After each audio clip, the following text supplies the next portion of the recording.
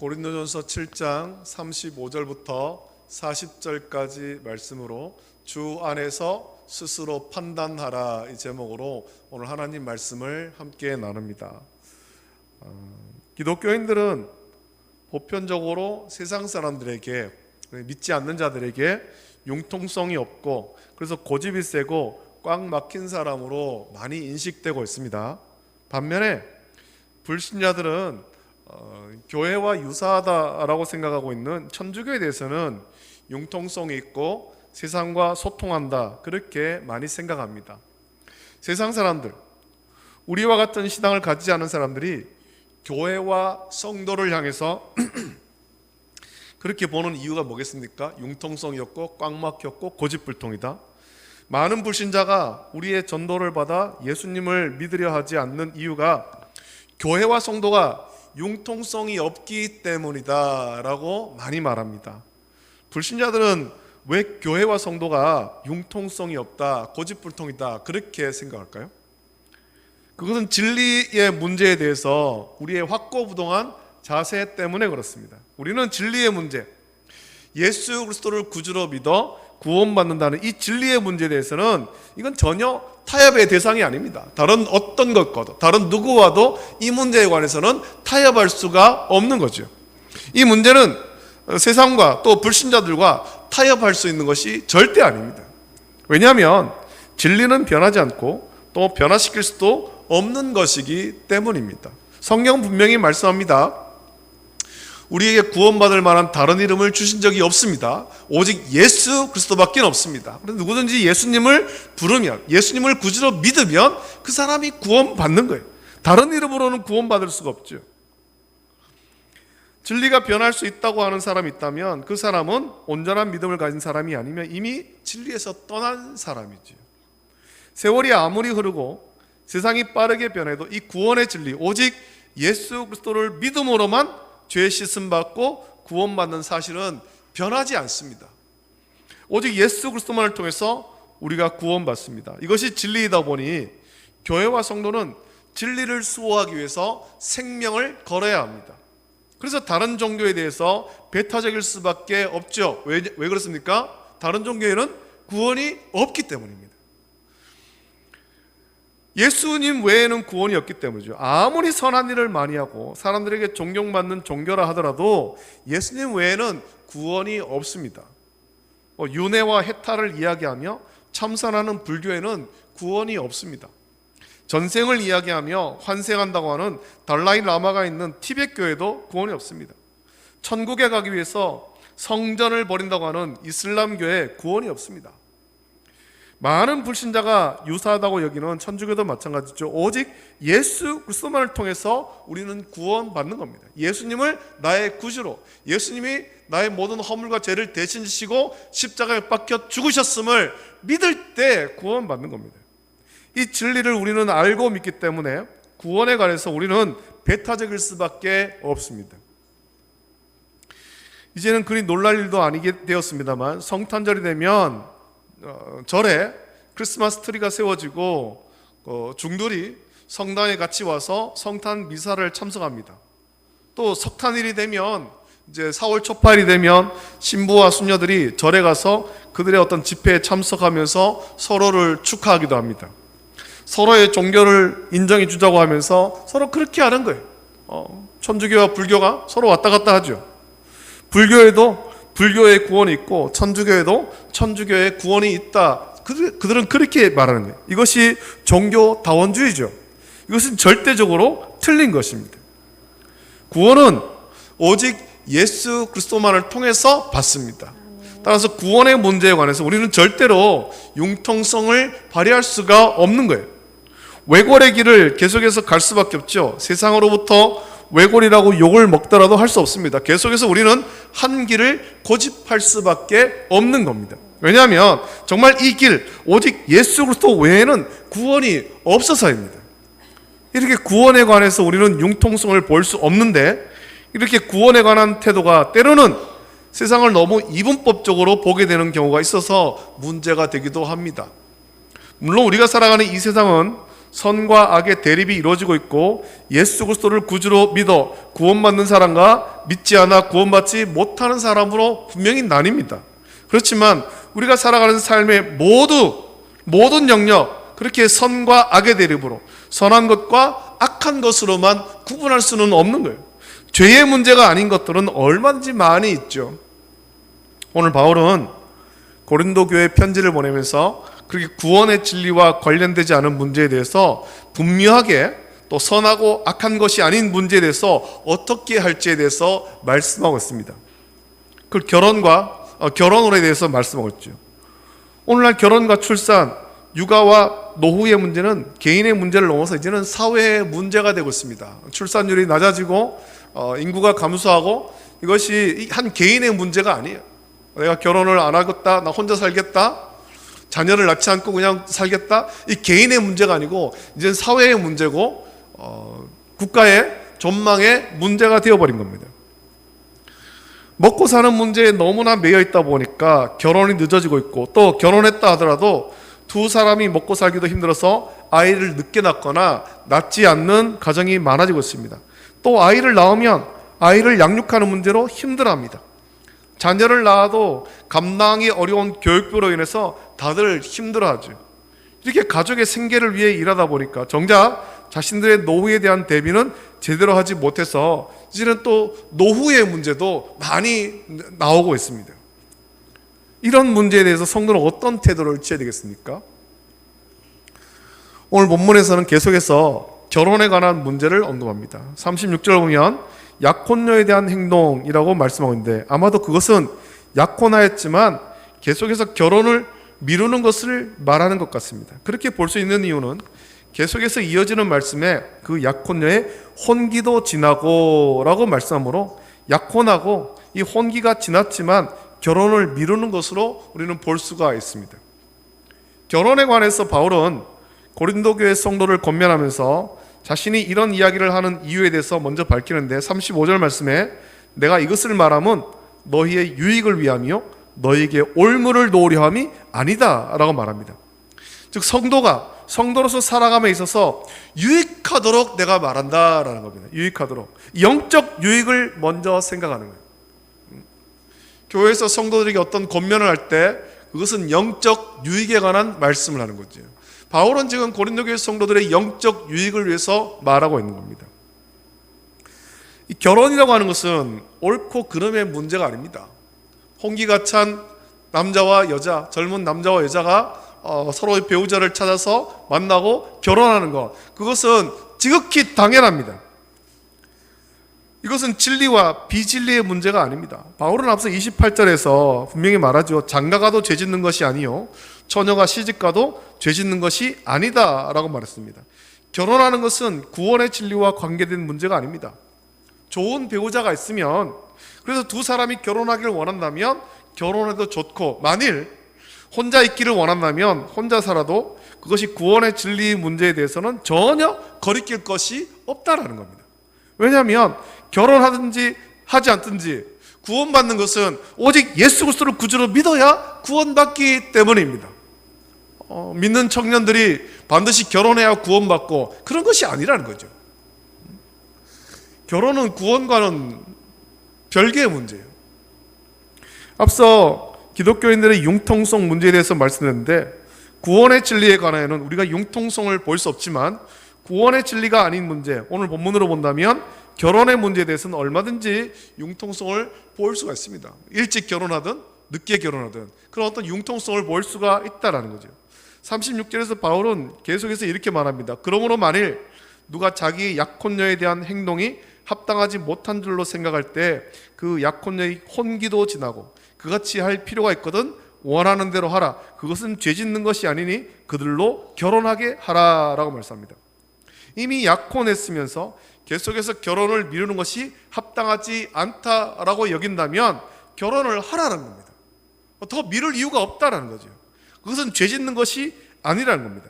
구원의 진리와 상관이 없는 문제이기 때문입니다. 바울이 이 말을 하는 이유는 아마도 당시 고린도 교회 성도 중에 누군가가 자기가 성령을 받았다라고 말하면서 결혼에 대한 자기의 주장을 강요한 사람이 있었던 것 같습니다. 아마 주께서 기뻐하지 않으신다고 하면서 교회 안에서 크리스천 청년들의 결혼을 반대하는 사람들이 있었던 것 같습니다. 교회 안에서 청년들이 서로 교제하고 결혼하고 이것을 좋지 않게 보는 사람들이 있었던 것 같죠. 교회 안에서 신실한 남녀 청년들이 교제하고 결혼하는 것을 반대할 이유가 전혀 없습니다. 오늘날에는 그거 오히려 더 권장을 해야 되죠. 믿는 청년들끼리 결혼하도록 권장을 해야 될 문제죠.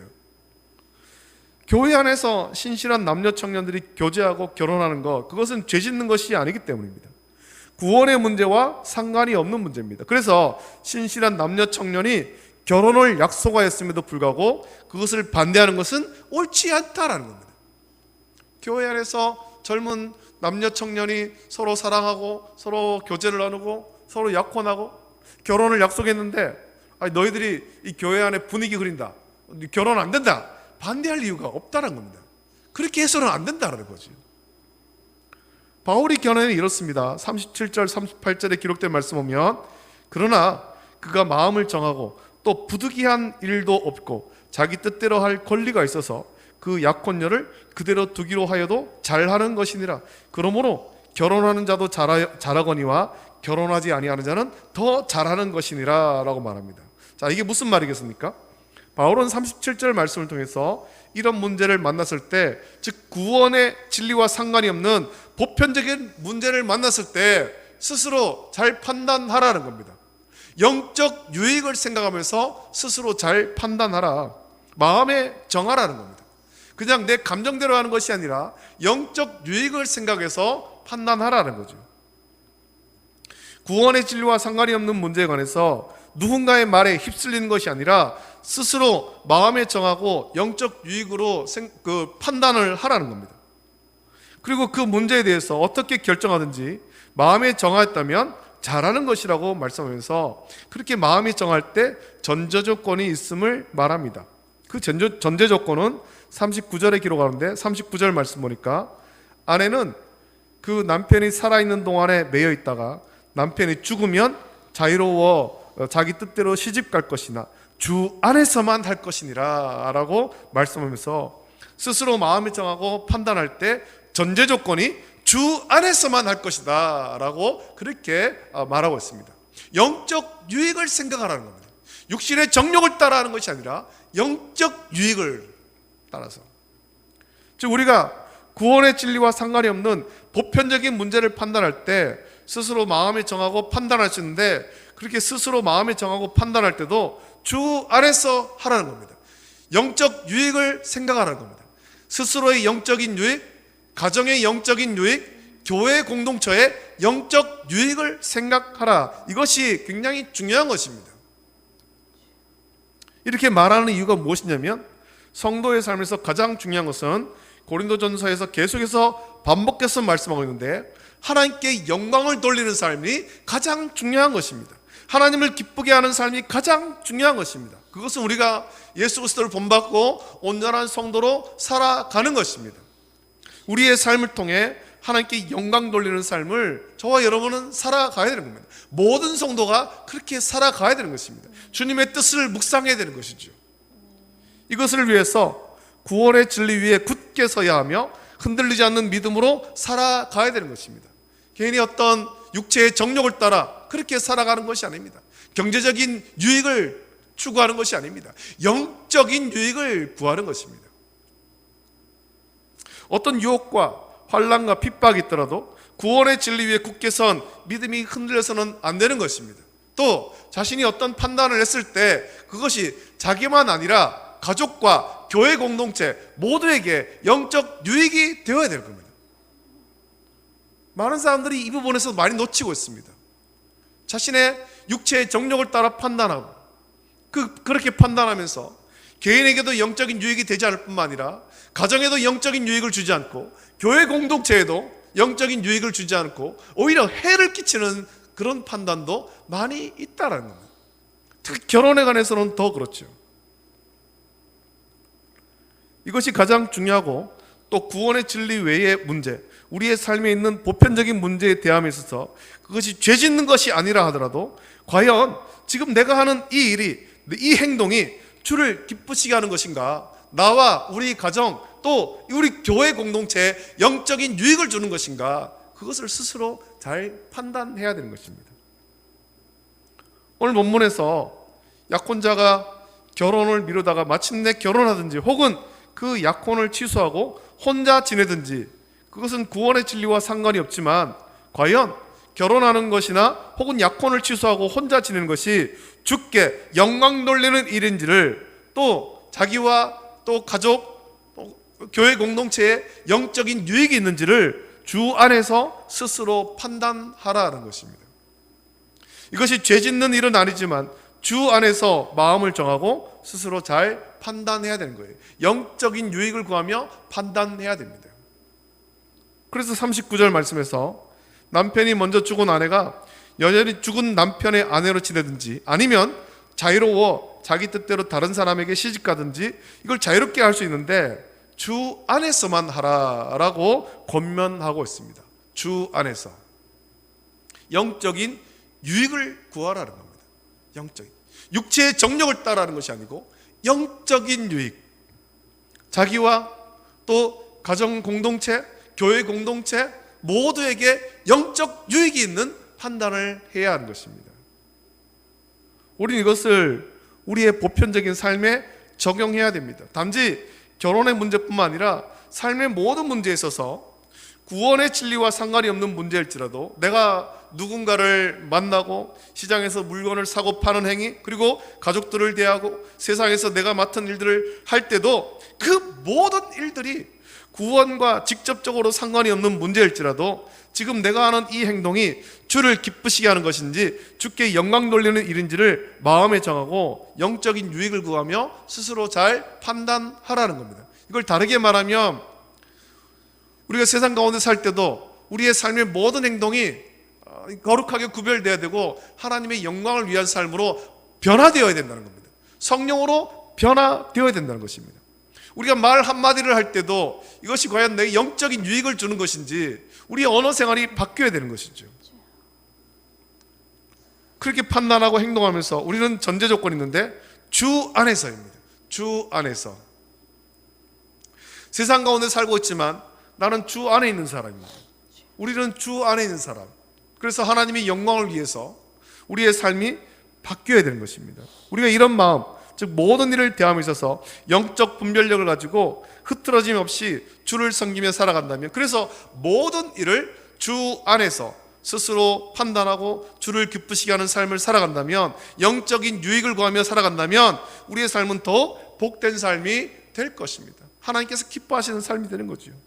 또 구원의 진리 외의 문제에 대해서 우리는 융통성을 보일 수 있을 것이며 불신자들의 왜곡된 시각도 변화시킬 수가 있습니다. 여러분, 우리는 구원의 진리에 관해서만 생명을 걸어야 되는 것입니다. 그 외에 불신자들을 대할 때, 다른 어떤 일들을 할 때 융통성을 좀 발휘할 수도 있어야 되죠. 주 안에서 영적 유익을 구하며. 여러분, 구원의 진리 외적인 문제에 대해서는 주 안에서 영적 유익을 구하며 스스로 마음에 정하고 판단하십시오. 그것은 죄 짓는 일이 아니라고 했습니다. 때로 불신자를 전도하기 위해서 우리는 구원의 진리 외의 문제에 대해서 죄 짓는 일이 아닌 문제에 대해서 융통성을 보여야 할 필요도 있다는 겁니다. 주 안에서 스스로 마음에 정하고 판단함으로 구원의 진리 외의 문제에 대해서 세상에서 융통성을 보이며 불신자들에게 호감 가는 성도로 살아가서 전도의 문을 더 활짝 열어가는 저와 여러분 되시기를 예수님의 이름으로 축복합니다. 아멘. 기도하겠습니다. 걸어가신 하나님 아버지, 사랑과 은혜를 감사합니다. 고린도전서의 말씀을 묵상하면서 우리의 삶이 어떻게 변화되어야 될 것인가, 어떻게 하나님께 영광 돌리는 삶을 살 것인가에 대해서 묵상하였습니다. 아버지 하나님, 우리가 구원의 진리에 관해서는 절대 세상과 타협할 수 없는 확고부동한 자세로 살아가야 되지만 또 그 외적인 문제, 우리의 삶의 영역에서 많은 부분에서 또 주 안에서 영적인 유익을 구하며 스스로 마음에 판단하고, 그래서 불신자들에게 호감 가는 성도로, 호감 가는 교회로 살아갈 수 있도록 은혜를 주시옵소서. 우리가 판단하는 그것이 나의 영적인 유익, 또 가족의 모든 영적인 유익, 교회 공동체의 영적 유익을 구하는 그런 삶이 되길 원합니다. 육체의 정욕대로 그렇게 판단하고 정하는 것이 아니라 영적 유익을 구하며 판단할 수 있도록 인도하여 주시고 지혜를 주시고 영적 분별력을 허락하여 주시옵소서. 감사드리며 거룩하신 예수님의 이름으로 기도드립니다. 아멘. 아멘.